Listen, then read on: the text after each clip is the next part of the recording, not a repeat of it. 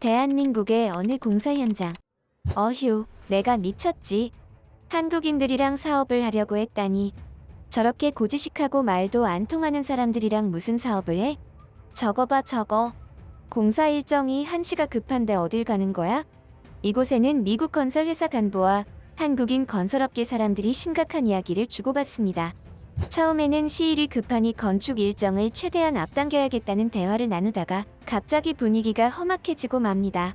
한국인 직원 한 명이 전화를 한 통 받더니 갑자기 자리를 떠나버린 탓인데요. 이 상황에 미국 건설 회사 간부는 한국인과의 사업 진행을 시도한 것을 후회하는 듯한 발언을 하며 현장의 분위기는 혼란의 도가니에 빠지게 됩니다. 그런데 이게 무슨 일인지 얼마 지나지 않아 미국 건설회사 간부는 그의 인생 통틀어 단 한 번도 보지 못했던 충격적인 장면들을 목격하게 되고 경악을 금치 못했다고 하는데요. 도대체 이 미국 남자에게는 어떤 일들이 있었던 것일까요? 안녕하세요. 저는 미국 건설회사에서 임원으로 근무 중인 헨리 윌슨이라고 합니다. 비록 제가 일하는 회사가 전 세계에서 알아주는 유명한 대기업으로 발전하지는 못했지만 언젠가는 그러한 회사가 될 것이라 믿어 의심치 않는 사람이죠. 이러한 중소기업에서도 임원이라는 지위를 획득하기까지는 결코 쉬운 시간은 아니었습니다. 저 스스로가 이 회사 그 자체라는 생각과 함께 나중에는 우리 회사를 글로벌 대기업으로 만들고자 하는 사명감을 가지고 일을 하다 보니 자연스럽게 지금의 지위까지 획득하게 된 것이죠. 많은 사람은 월급을 받는 만큼만 하자는 마인드로 일하는 사람들이 많은데 저는 그러지 않았기에 남들과는 다른 인생을 감사한 마음으로 살고 있다고 생각합니다. 이처럼 대부분 긍정적인 생각을 가지고 있던 저였지만 우리 기업을 세계적으로 확장하는 프로젝트를 진행하게 되면서 엄청난 스트레스들을 받는 실정입니다. 특히 저는 다른 곳에는 다 확장하더라도 아시아 국가에는 될 수 있으면 사업을 진행하지 않고자 하는 제 나름의 철학이 있었습니다. 저는 다른 국가의 기업들과 파트너 계약을 맺고자 할 때는 우리도 무언가 배울 것이 있어야만 한다고 생각하는 사람이었고 그런 이유로 아시아 국가에는 우리로서 당장 배울 것이 없다는 판단이었죠. 하지만 그런 저의 철학도 단 한 사람에게는 통하지 않았습니다. 이복의 헨리. 자네가 이렇게 편협한 사고방식을 가지고 있을 줄은 정말 몰랐네. 너무 예상 밖이야. 이제는 자네도 생각을 조금 더 유연하게 할 필요가 있어. 세상이 변했다고? 아시아 쪽을 제대로 알아보다 보면 아마도 자네 생각이 바뀔 거야. 특히 한국 쪽에는 우리가 배울 것이 무궁무진하다고? 그쪽은 우리가 선택하는 게 아니라 선택을 받아야 하는 입장이니까. 그런 의미로 이번에 한국 쪽에 사업을 좀 확장하려고 하는데 자네가 좀 맡아서 진행해주게. 제가 그토록 믿고 의지하는 회장님. 그분의 말에는 무게가 있었고 힘이 있었습니다. 제가 이 회사에 몸을 바쳐 일하고 있는 이유도 회장님의 영향이 아주 컸죠. 제가 존경하는 인물이었으니까요. 그런 인물의 입에서 처음으로 저와는 반대되는 입장이 나왔던 겁니다.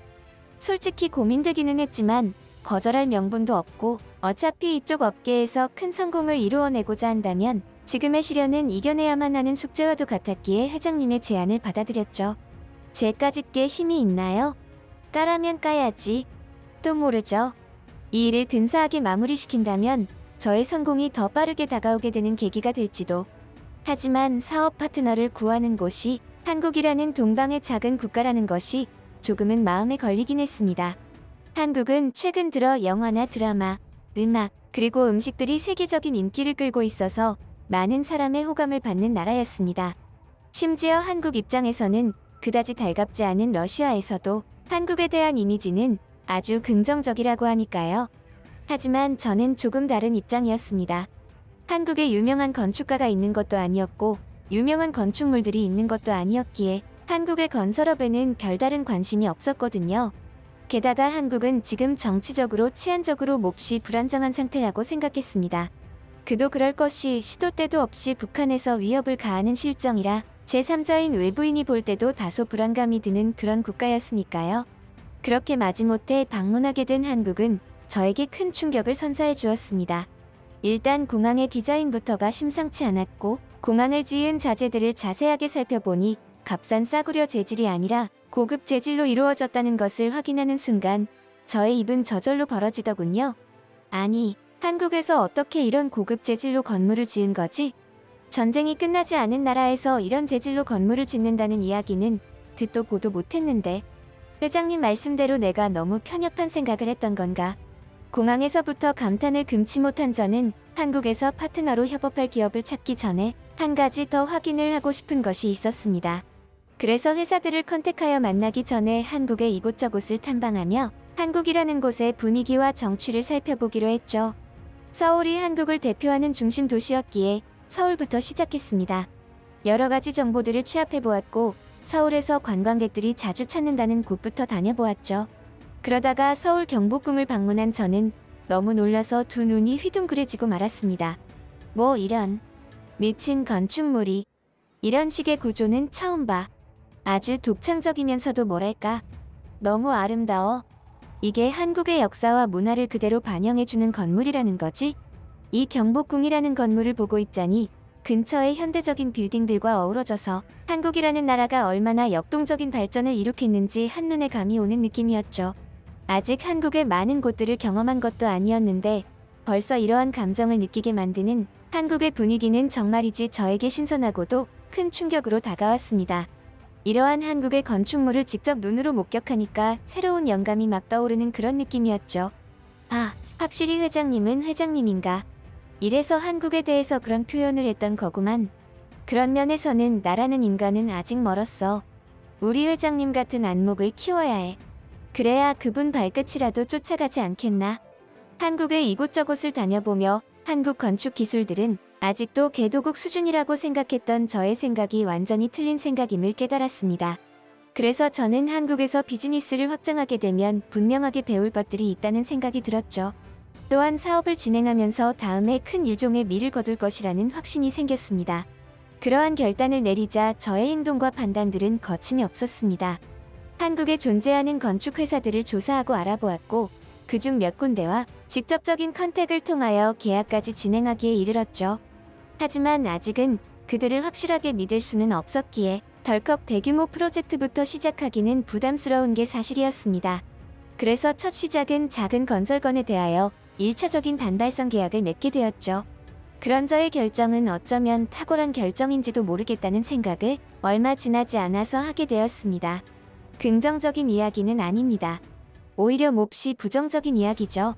큰 프로젝트를 진행하기에 앞서 작은 프로젝트로 시작한 것에 대해서는 다행이라는 생각이 들었고 그마저도 제가 이들과 프로젝트를 진행했다는 자체가 후회되는 순간이기도 했습니다. 새롭게 시작하게 된 건축 프로젝트에 일정 차질이 생기는 바람에 긴급하게 한국인 파트너들과 회의를 진행 중이었죠. 한국인 파트너들도 지금 사안의 중대함을 알고 있었고 회의도 순조롭게 진행되는 듯했습니다. 그런데 갑자기 울린 한 통의 전화. 회의실에서 따로 하는 회의가 아니었고 건설 현장에서 긴급하게 진행하던 회의였기에 핸드폰까지 무음으로 한다던가 진동으로 하는 에티켓은 무리였던 상황이었죠.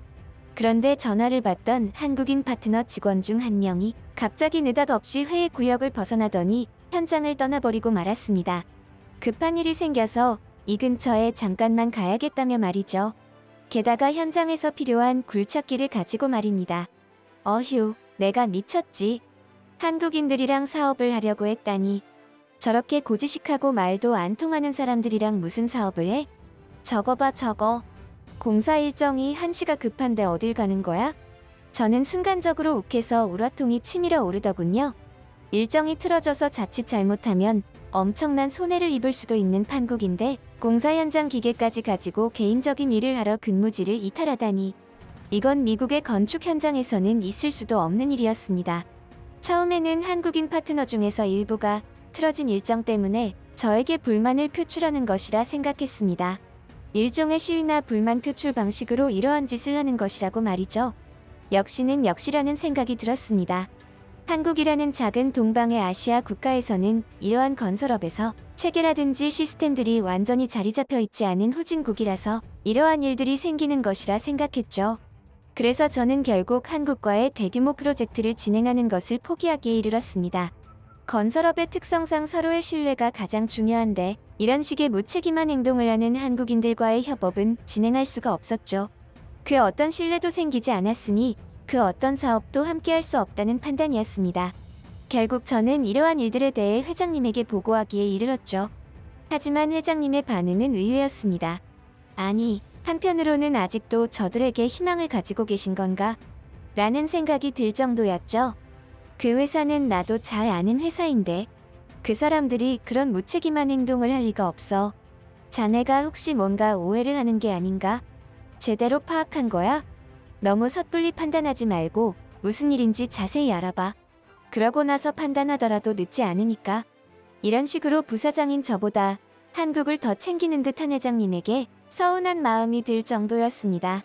하지만 회장님의 말에는 이번에도 틀린 논리는 없었기에 시키는 대로 해야 했죠. 속으로 투덜거리던 저는 사라진 한국인 직원을 수소문했고 그가 이곳에서 멀지 않은 곳으로 향했다는 정보를 얻었습니다. 저는 뭐가 그리 급해서 긴급회의 중에 자리를 떠난 것인지 확인하기 위해 한국인 직원이 있는 것으로 추정되는 장소로 이동했습니다. 그런데 해당 장소의 근처에 도달하면 할수록 무언가 이상한 낌새를 느꼈습니다. 이 근처 어딘가에서 시커먼 연기가 하늘로 치솟아 오르는 것이 보였고 도로에는 구급차들로 보이는 차량이 요란한 사이렌을 울리며 어딘가로 다급하게 향하는 게 보였죠. 본능적으로 저는 그것을 따라갔습니다. 한편으로는 한국이라는 곳이 하루도 조용한 날이 없구나라는 생각을 하기도 했죠. 그리고 저는 잠시 후 믿기 힘든 충격적인 장면들을 목격하고 말았습니다. 그리고 어쩌면 제가 너무 한국에 대해 섣부른 판단을 한 것은 아닐까 하는 생각이 들었죠. 도착한 현장에는 한국의 빌라 건물로 보이는 곳에서 시커먼 연기가 피어오르고 있었는데 그 사이로 시뻘건 불길이 일렁거리는 것을 보아하니 화재가 난 현장으로 보였습니다. 그런데 그 사이에 아주 익숙한 기계들도 함께였는데 화재 현장과는 너무나도 어울리지 않는 것들이었죠. 그건 다름 아닌 굴착기들. 그 굴착기들은 바쁘게 이리저리 움직이고 있었는데 도대체 화재 건물에서 무얼 저리 바쁘게 움직이는 것인가 하고 호기심이 생겨 조금 더 가까이 가보았고 이내 저의 눈을 의심하기에 이르렀죠.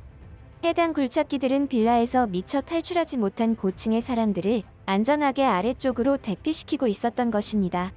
그런데 저 굴삭기를 조종하고 있는 사람들, 왠지 익숙한 얼굴들이었습니다. 이런 미친, 저 사람들이 왜 여기에서 이러고 있어?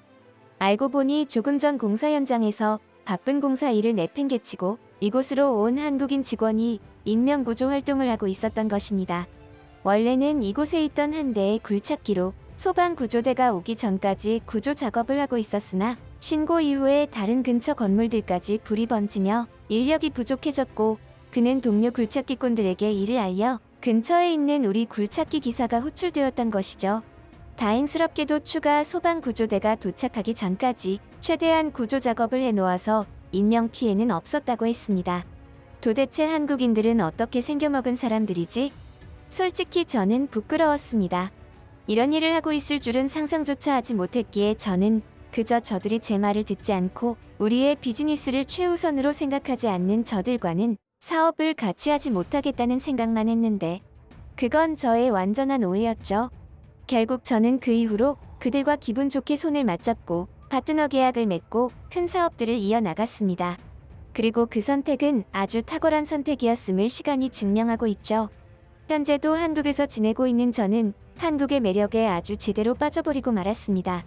맛있는 음식들이 즐비하고 차가 없어도 대중교통만으로 가지 못할 곳이 없는 한국.